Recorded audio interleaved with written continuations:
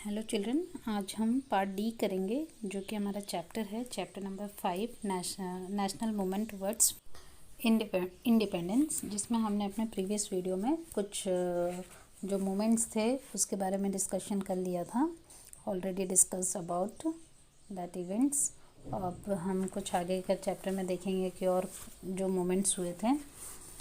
तो अब है आज़ाद हिंद फौज, जो किन के द्वारा चलाया गया? सुभाष चंद्र बोस जी के द्वारा। Subhash Chandra Bose was born in Cuttack in Odisha state 3 January 1897।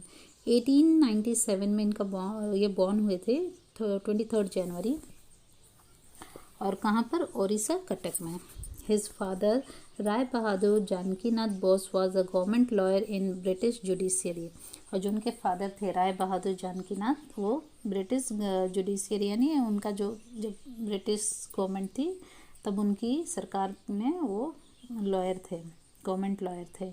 His mother Parvati Devi was a philanthropist.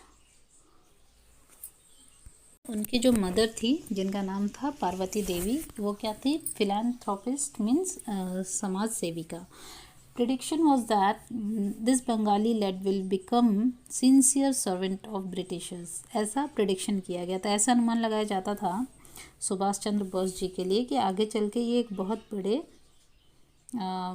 Servant बनेंगे। But he went on to become a staunch freedom fighter against British empire. But हुआ क्या? वो एक स्टॉन्च में निष्ठावान एक फ्रीडम फाइटर बने ब्रिटिश एम्पायर के against. After passing examination with good marks from Calcutta presidency college, he went to England for further studies. और जब गुड एग्ज़ाम में गुड मार्क्स गेन करने के बाद वो कलकत्ता से कहाँ चले गए? इंग्लैंड चले गए आगे की स्टडीज़ के लिए। He pass the very difficult ICS Indian civil service examination at 4th number and return to Calcutta. और जो ICS का एग्ज़ाम, जैसे UPSC का एग्ज़ाम होता है, ऐसे सिविल सर्विसेज का एग्ज़ाम उस टाइम पे इंडियन सिविल सर्विस कहा जाता था, ICS। उसका एग्ज़ाम उन्होंने पास किया था, जिसमें उनका नंबर कितना आया था? 4th number. और वो ये एग्ज़ाम पास करने के बाद वापस कलकत्ता आ गए। Seeds of revolution were planted in his mind due to the insulting attitude and pride of the British professor at the Presidency College towards the Indians। तो एक जो बीज है उनके दिमाग में कब गया कि हम मुझे इंडियंस ब्रिटिशर्स के अगेंस्ट फाइट करना है, जब वो एक उनका इंसल्ट फील होता था, उनको इंसल्ट एक एटीट्यूड मिलता था, इंसल्टिंग एटीट्यूड की मतलब जो प्रोफेसर्स होते थे कॉलेज में, जो ब्रिटिशर्स होते थे, उनकी रिस्पेक्ट की जाती थी और वो लोग इंडियंस की इंसल्ट करते थे। तो तब से ही उनके दिमाग में ये बीज एक गया कि मुझे आज़ादी के लिए लड़ना है। He was very much interested in the Indian independence struggle. और वो बहुत ही ज़्यादा इंटरेस्टेड थे इस स्ट्रगल के लिए। He become an active member of national assembly. He join the Swaraj party in 1923। उन्होंने स्वराज पार्टी को ज्वाइन किया 1923 में, नेशनल असेंबली के मेंबर बने, नेशनल जो ये कांग्रेस असेंबली थी। और he soon become very popular leader among youth. और आगे चल के वो बहुत ही पॉपुलर लीडर हुए युवा पीढ़ी जो थी उनके बीच में। He was in the top in civil disobedient movement and therefore jailed many times. Civil disobedient movement में वो टॉप पर थे, जिस वजह से उन्हें कई बार जेल भी जाना पड़ा। At the young age of 41 he was elected as president of Congress convention at Haripura Surat and showcased his ability। कि 41 ईयर्स की एज में वो उन्होंने इलेक्ट किया, प्रेसिडेंट बने वो कांग्रेस कन्वेंशन के सूरत में, और उन्होंने शो किया अपनी एबिलिटी को कि मतलब मैं क्या कर सकता हूँ। He left the Congress and difference of opinion with Gandhi and he established a party, the Forward Bloc। ठीक है, गांधी जी के साथ मतभेद थे, उनके विचार मिल नहीं पा रहे थे, जिस वजह से वो सेपरेट हो गए कांग्रेस से। और बाद में उन्होंने एक पार्टी इस्टेब्लिश की, Forward Bloc, to awakening plebiscite against Britishers. He travel most of the region of India. तो अवेकन प्लेबिसाइट मीन्स जनमत के लिए वो गांव गांव घूमे, ब्रिटिशर्स के अगेंस्ट कितने लोगों का क्या मत है ये जानने के लिए। He was arrested under Indian defence code and imprison, और अंडर इंडियन डिफेंस कोड के अगेंस्ट उन्हें अरेस्ट कर लिया गया कई बार। During imprisonment he was ill treated. He was imprisoned at his place of residence and his health was deteriorating. और जब वो जेल में थे तो क्या हुआ, उनकी तबीयत ख़राब हो गई, जिस वजह से मतलब कहाँ पर उनकी जो जहाँ वो रहते थे रेसिडेंस था उनका, वहाँ पर डिटोरिएटिंग मतलब बिगड़ती चली गई। Since he was fasting on to the death, और he travel in disguise of Pathan from Calcutta via Peshawar, Kabul, Iran and Russia. Later on his reach Berlin, Germany 28 March 1942. और unto the death मतलब तब तक उन्होंने क्या, since he was fasting, तब तक उन्होंने वो अनशन पे रहते ना, ऐसे मतलब उन्होंने ले लिया था। और he travel in disguise of Pathan from Calcutta via Peshawar, Kabul, यहाँ से होते हुए वो कहाँ पे पहुँचे, जर्मनी पहुँचे 28 मार्च 1942 को।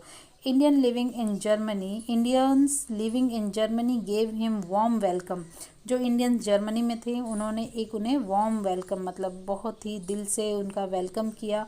ही अर्ज आग्रह the people of Indian through Berlin radio to fight against British empire, और जो बर्लिन का जो रेडियो चैनल था उस पर उन्होंने इंडियंस से अपील की कि फाइट करिए ब्रिटिशर्स के अगेंस्ट।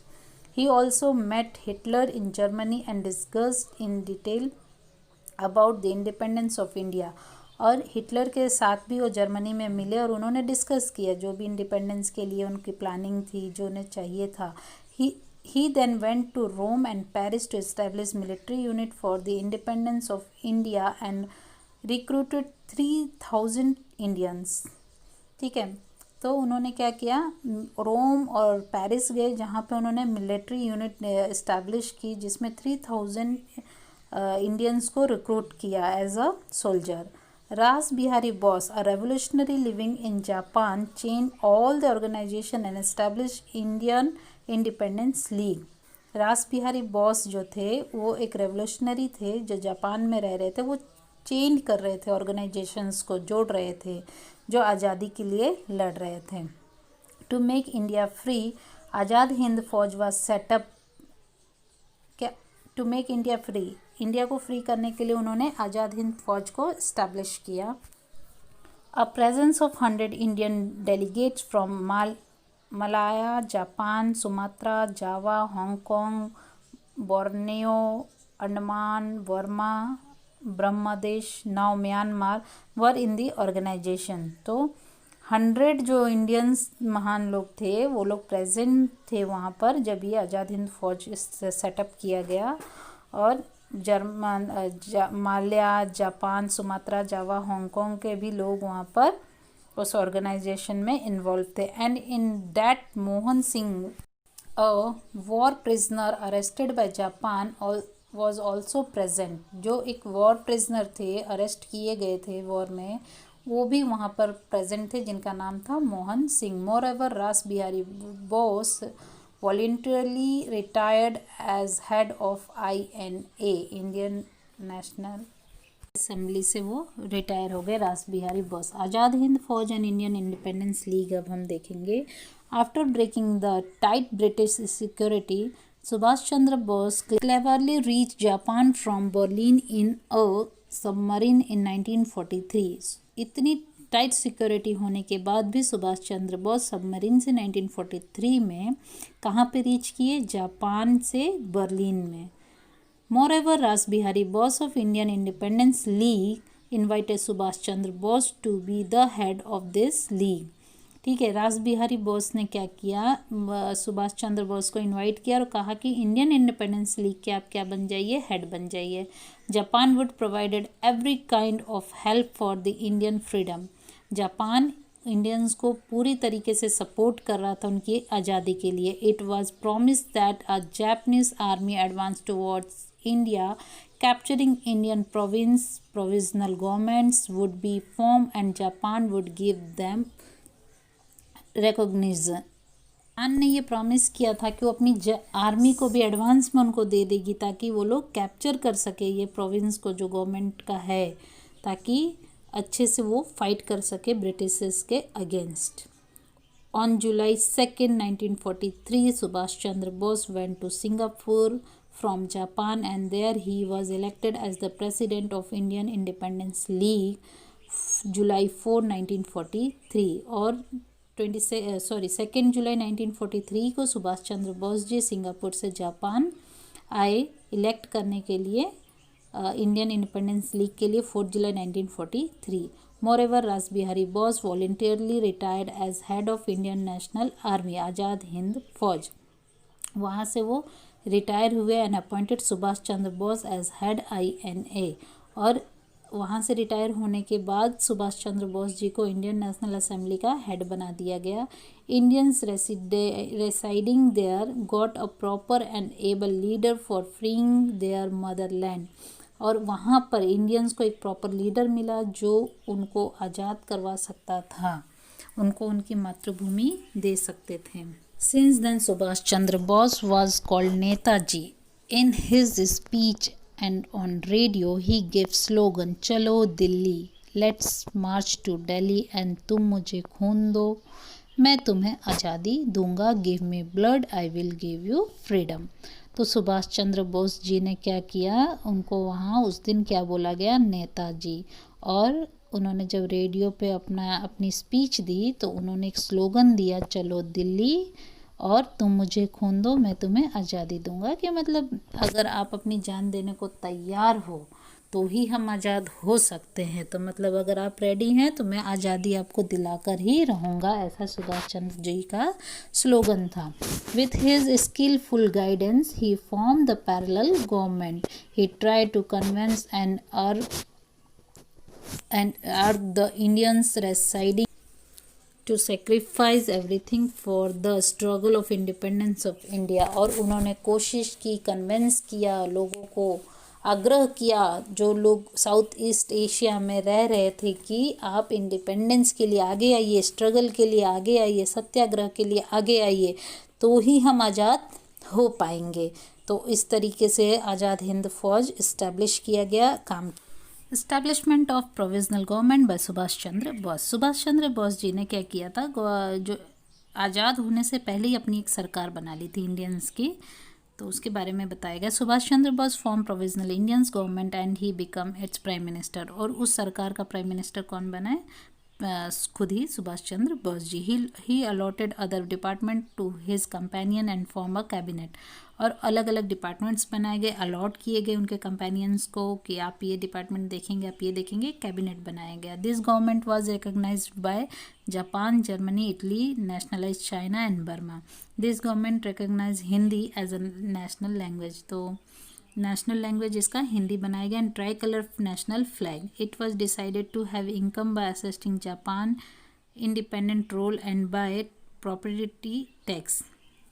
तो ये डिसाइड किया गया जो इसका इनकम है किस पे असिस्ट किया जाएगा, जापान के बेसिस पर प्रॉपर्टी टैक्स दिया जाएगा, ये सब। Netaji visited Andaman and Nicobar island and name it's शहीद एंड स्वराज। नेताजी अंडमान और निकोबार गए, वहाँ पे विजिट किए और वहाँ पे क्या नाम दिया गया, शहीद एंड स्वराज्य, इंडिपेंडेंस। फिर बाद में क्या हुआ, last step and martyrdom of Subhash Chandra, मतलब अंतिम सांसों तक की कहानी बताई गई है इसमें सुभाष चंद्र बोस जी की। इन मई 1944 under the leadership of Netaji his military unit capture Rangoon from Kohima, presently the capital of Nagaland.